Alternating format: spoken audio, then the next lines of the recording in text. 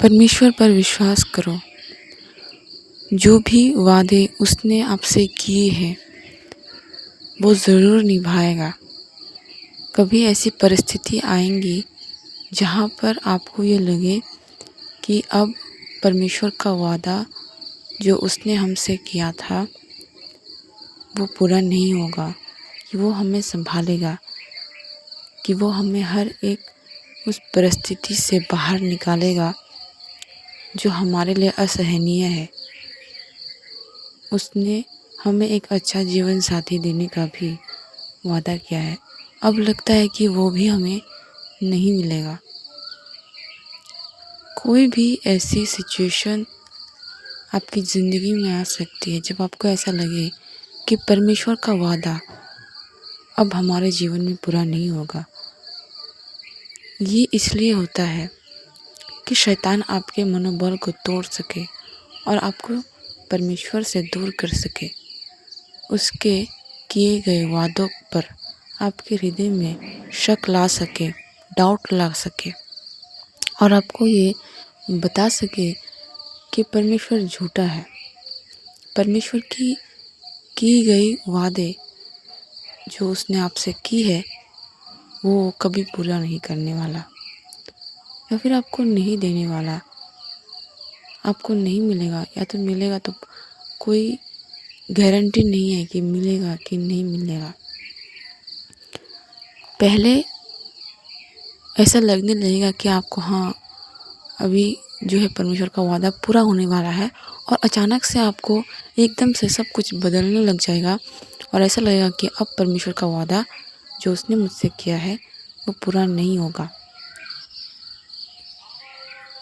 किसी भी कारण से ऐसा हो सकता है, लेकिन आपको उस सिचुएशन में डगमगाना नहीं है, क्योंकि परमेश्वर सर्वशक्तिमान है। वो एक पल में वो सारी चीज़ों को ठीक कर सकते हैं और दूसरे ही पल में नष्ट कर सकते हैं।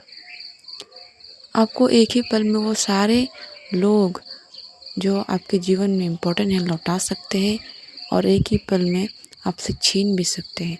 एक ही पल में आपको राजा बना सकते हैं और एक ही पल में आपको राजा से भिखारी भी बना सकते हैं। वो एक पल में इस संसार को बना सकते हैं और फिर इस संसार को नष्ट भी कर सकते हैं। परमेश्वर सर्वशक्तिमान है। उसके लिए कोई भी काम असंभव नहीं है,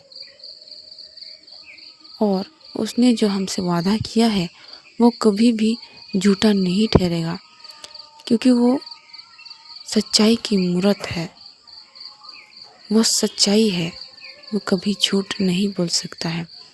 अब बस इतना याद रखना कि परमेश्वर सच्चा है और वो आपसे कभी भी झूठा वादा नहीं करेगा, क्योंकि वो सब कुछ करने में सामर्थ है।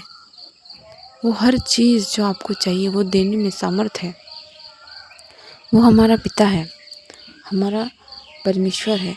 इसीलिए अगर कोई चीज़ उसने हमारे लिए रखी है तो वो सिर्फ़ और सिर्फ हमारे लिए ही रखी है।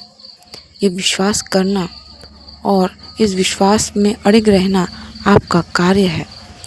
आपका मनोबल इसी में है कि परमेश्वर आपका पिता है और आप उसकी संतान हैं, और कोई भी पिता अपने संतान को दुख नहीं देगा, चाहे वो भले ही दुख में रहे, लेकिन अपने संतान को दुख होने नहीं देता है।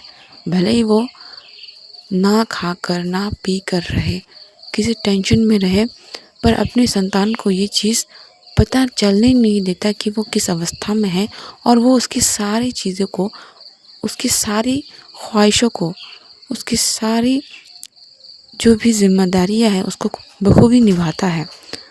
तो एक साधारण सा पिता अगर अपने बच्चों के लिए ऐसा कर सकता है, तो क्यों भला वो जो पिता परमेश्वर है, इस संसार का स्वामी है, जिसमें किसी चीज़ की कोई कमी नहीं है, तो वो भला हमारी इच्छाओं को क्यों ना पूरा कर सकेंगे, और हमारी मनोकामनाओं को।